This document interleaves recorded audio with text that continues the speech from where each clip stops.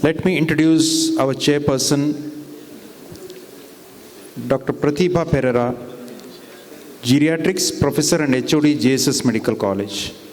She was instrumental in starting HelpAge at Mangalore Geriatric Unit in KMC Mangalore and part of National Curriculum on Elderly Care training all PHC doctors and nurses and developed manual for NCD cell.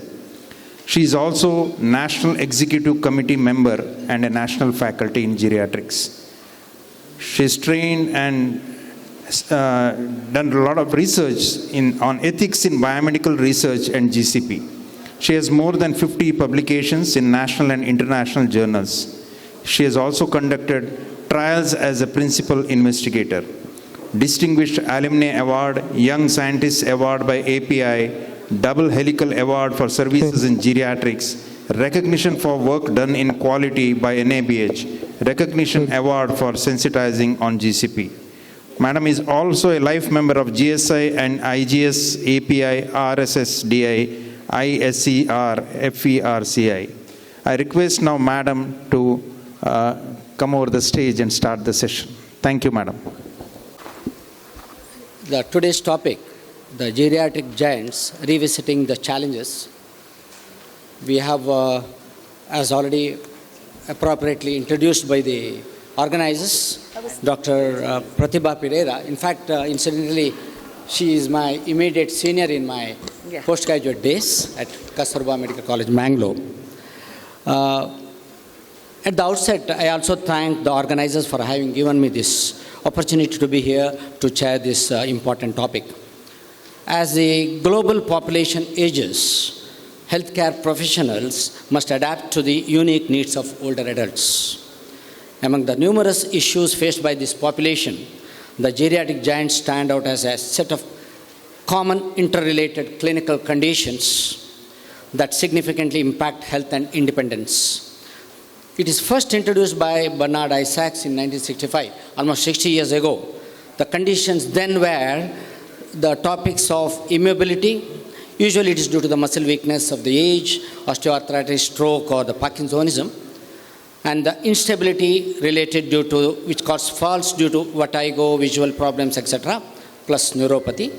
Then, of course, we do also, I'm very sure our learned speaker today will cover up impaired cognition, incontinence, which is also a big-time geriatric issues. And of course, we also add up iatrogenetic like polypharmacy or hospital-acquired infections.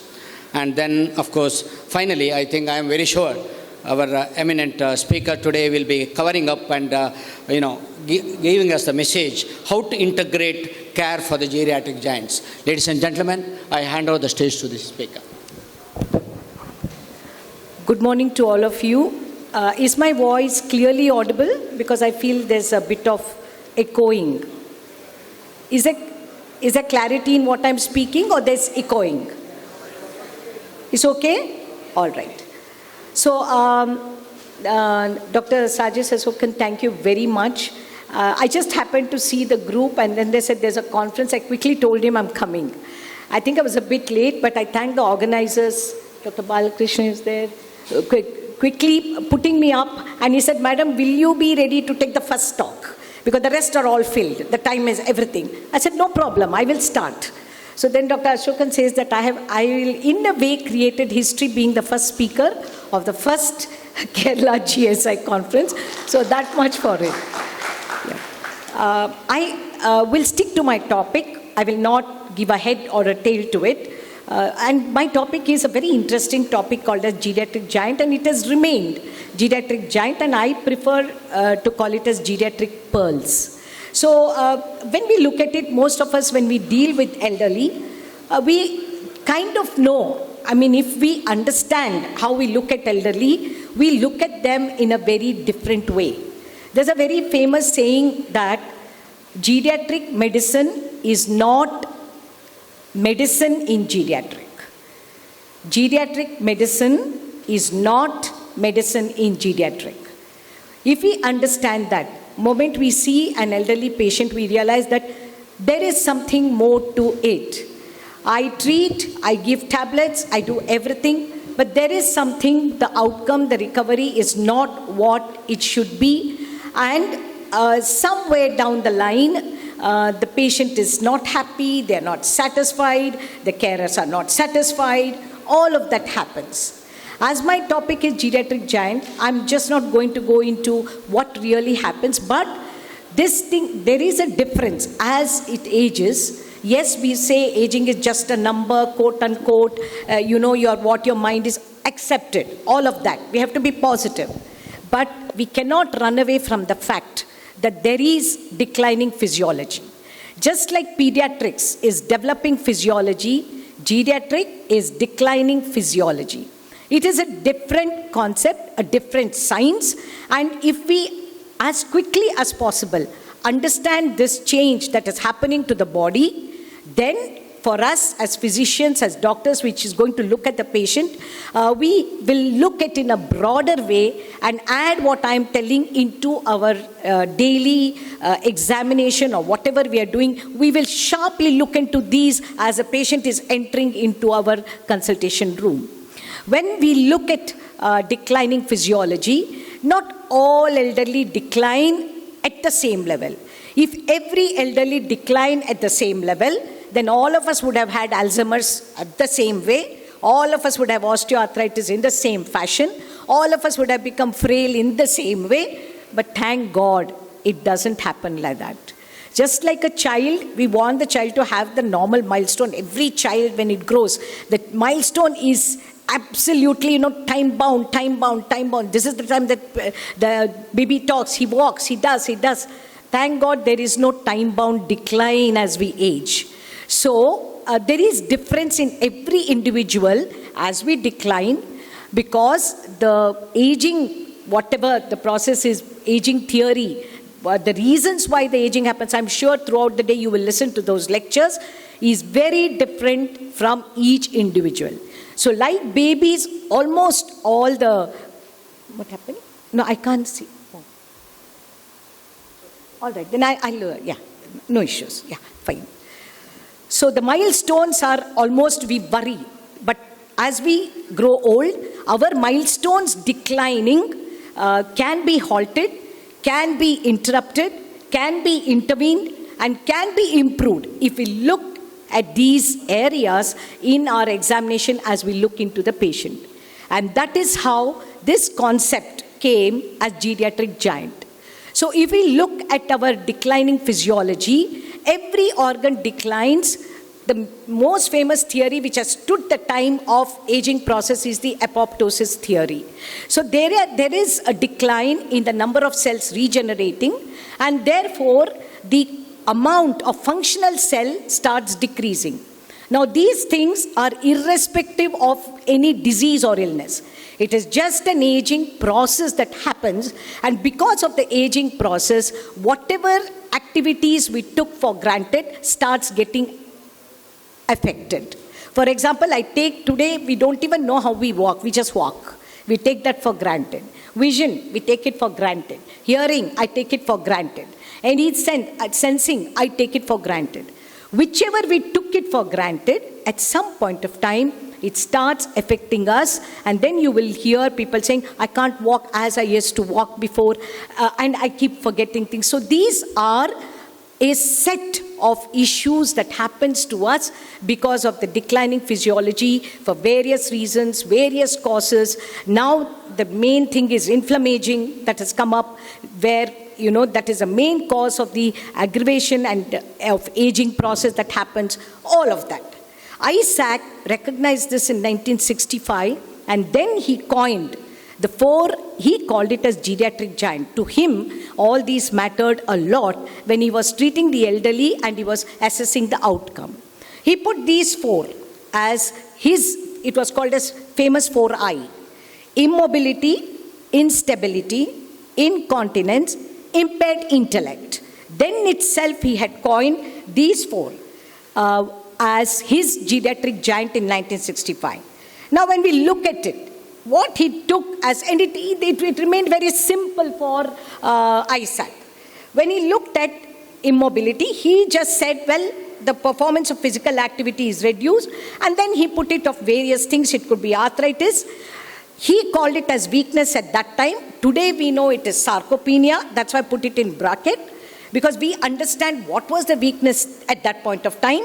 And he said maybe some neurological diseases. So, and then he said that the reduction in immobility, he said, what can it cause? His outcomes were it can include pressures or blood clots or social isolation. He put it in a very simple way. Now we know that DVT is such a big thing in the elderly who are immobile. His thought was there even in 1965. Let's see what he talked of instability. Instability, he felt, okay, they're going to fall more often. And then he knew that there were various causes. He put it as vision, vestibular function, neuropathy, and he also brought in medications. And then he said it could cause, then he put, what can it do? It can cause injury, hospitalization, and very, very important, he had told was confidence. You see, any elderly, one fall, then they just get isolated socially. They go into depression. Then there's aggravation of their, cognitive impairment, which would have been just minimal, goes just galloping.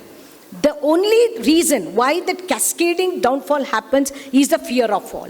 They are afraid that they are going to fall again. Incontinence, the involuntary loss of bladder or bowel control, which is very common, and he said it's an inevitable part of it.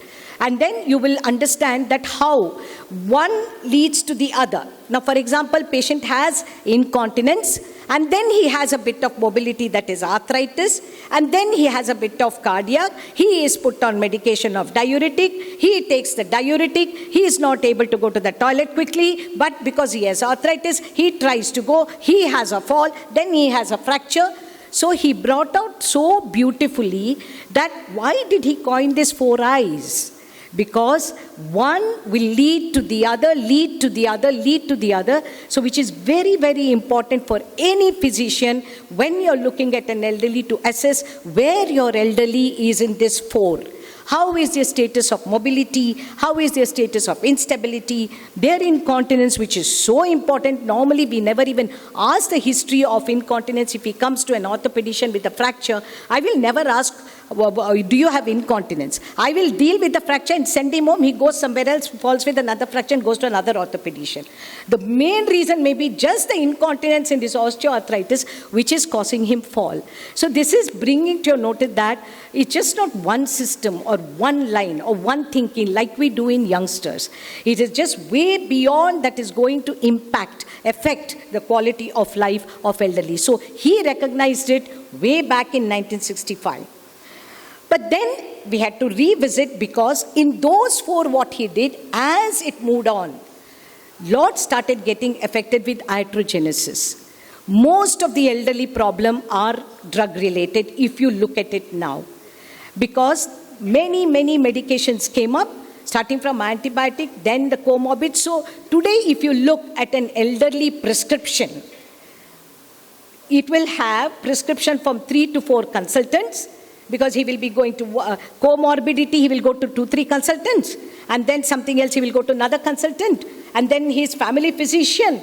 So he will have one list of about 10 to 15 medications where one will interact with the other. Normally we may not have even time to look and ask him, what's the prescription are you taking? So this patient who was on warfarin. One doctor has prescribed 1 dose. Then he went to another doctor. He didn't see the previous person. He prescribed a different dose with a different trade name. Now the patient didn't know that it was with a different trade name. So he was taking 2 to 3 different doses of Coumadin and landed with, that's warfarin, landed with a severe intracerebral bleed. So what we have, the challenge that for us is now in geriatric giant, instead of immobility, iatrogenesis has taken over. So we have to be so sharp to assess. The first question that you ask is, pull out all their papers and see what medications are you taking. To me, I'll put it as the most important geriatric giant that needs to be analyzed. And how many of us know that there's a very simple tool that you can use? We call it as Beers criteria. That is a modified Beers criteria. It is like a 4-page. You can just put it in your pocket, remove it, and then look at the drug. It will tell you which are the drug that needs to be taken, not to be taken. The next thing that has come large now is called as frailty. So frailty is which I would put it as a second geriatric giant that we should assess as patient comes in. Frailty is nothing but what Isaac called it as weakness. So here the patient complains of unexplained tiredness, fatigue. It may not be related to any disease at all. It may be just inherently loss of muscle power, loss of his bone mass or whatever, and he just not able to function as he was functioning before. We do blood test, normal. We do scans, normal. We do imaging, everything. Then we convince the elderly, look, everything is normal, it's in your mind. And we send him. But he is still weak, he's not able to understand it. That's when this frailty concept has come in. I'm sure throughout the day of the lecture, they will also tell you. Malnutrition again. I'm not saying undernutrition. Malnutrition has come in a big way because joint families have replaced with nuclear families, and many elderly are living on their own. And one area where when we are examining an elderly, we never look is, show me a mouth and let me see how many teeth you have. So we don't look at that. They have this ACP burden with so many tablets. They have dryness of mouth, loss of taste. We never ask that. So what happens to them is they live alone, they have to cook themselves, and drug-induced ACP burden, they're not able to, dryness of mouth, loss of taste, as well as, and then starts the malnutrition. Many elderly have malnutrition, which we need to assess. The last is poor economic conditions. Today, the aging has gone into even the rural areas. So when you're looking at it, impoverishment is what needs to be added in the geriatric giant. And the last but not the least, immunosense. There is a decline in immune system in the elderly. That is why there's high level of vulnerability to infection. That means what I'm trying to derive is, that is the foundational challenges here is not only with clinical examination. What Isaac put was just clinically you evaluate, has now gone one step. You have to look at the other areas. You have to assess nutrition, and you have to also check the immune status. Where is the immune status of this elderly? Because today, even in an ICU, I see patients will improve, but what kills them is infection. Invariably, you start off with some antibiotic, they recover, then when they acquire the second infection, you're just not able to pull the patient out of the ICU. So to me, I would put most important cause of death in the elderly today is not non-communicable. I would put it infection as a very, very high risk. So when we look at this foundational system of level of challenges, so what is the system level? Here I took just the foundational challenges when you visit. This is system level. Fragmented healthcare. It has become so fragmented. Earlier, the elderly used to go just with one family doctor. Today, he has a stomach pain, he'll straight go to a super specialist gastroenterologist. And there he will have an endoscopy, if not then a colonoscopy, which is a standard of care for a gastroenterologist. I am not finding fault over here.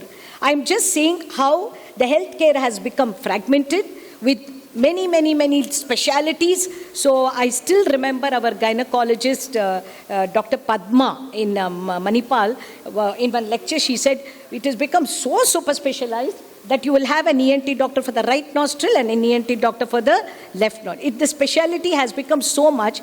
So when an elderly there, that fragmented is something which is a challenge for us when we are looking at elderly.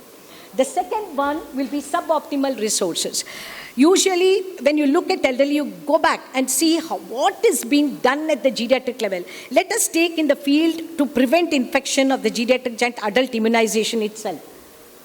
There is suboptimal resources because we have a huge chunk of pediatric and adult to deal with. So we underfunding. So if you have to work on it, on your geriatric giants, then a lot of resources is needed. Yesterday, there was a fantastic lecture in the evening by Dr. Krishna. He spoke about neuro-rehabilitation. Look at the vast development that has happened in rehabilitation. Now, if I have a patient with immobility, I have to assess, I need resource even if I have to help him. Lack of awareness. I think most of the time I have an 80-year-old elderly coming saying that, he's not able to see. I said, and I just put the torch, the elderly has a cataract. Now I said, why didn't you go and get operated? I'm old, no? So why I need to get operated? So what has come into the system is ageism. With the doctors, with the common man, with the community level, ageism has come in. So we close our eyes to seeing the geriatric giant in the right perspective of quality of life for the elderly. Next, insufficient caregiver support. Today, if you see, even you fail to go into the pathway of geriatric giant because there's not much of caregiver support. I think Kerala stands very high in caring for elderly. There's a nice networking over here, and I want to give a big clap for Kerala for the geriatric care that is there. So fantastic. But I hope all over the country, this model is also taken. So the problem here at the system level is a caregiver support. Then prioritization. Now when we are dealing with elderly people, geriatric giant will come if we physician look at his rehabilitation and what is he going to do when he goes home. Now I have a patient who comes with acute bronchopneumonia, underlying he has a COPD, and then I just treat the infection, I treat the COPD, but then what has happened to him on the bed for almost a week to 10 days. Here is a patient who has osteoarthritis, here is a patient who is early Parkinson's. Now I have not assessed the geriatric giants at all when he is here with me. Neither I have looked at his weakling system. I send him home. Next, he is brought back with a bed sore. So unless in our patient, we divide it, okay, acute care, anybody can treat. But when we are coming, what chronic care, how I want this patient when he wants to go home, it doesn't happen unless we study the geriatric giant, assess everything, and find out in this patient, if I have to correct the geriatric giants, is the problem at resource? Is the problem at caregiver? I need to understand that, which should become a part and parcel of change when we're dealing with the geriatric giant. So people may have money, but the problem may be the caregiver is not the primary family member. They put one nurse, and therefore I will not be able to deal with the geriatric giant, which has aggravated secondary to his illness. I'm not be able to do it. So the concept now has shifted. There's a paradigm shift.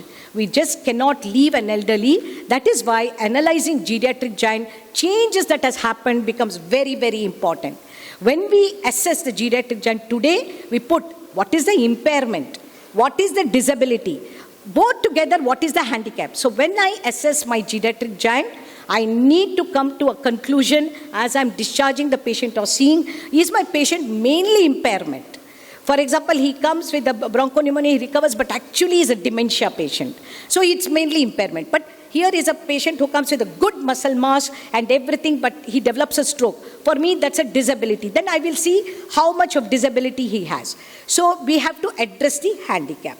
So when we look at it, acute event, we all treat, fine, leave it aside. But then we got to go to the next level when we are managing the elderly. So there is a modern approach. So modern approach, what ISAC put in this, we call it as comprehensive geriatric assessment. So that is what has come in, and I'm sure they will take lectures on that. Detail, there are tools. You want to assess his activity, there is clinical frailty scale, ADL, Barthel score. So everything can be measured.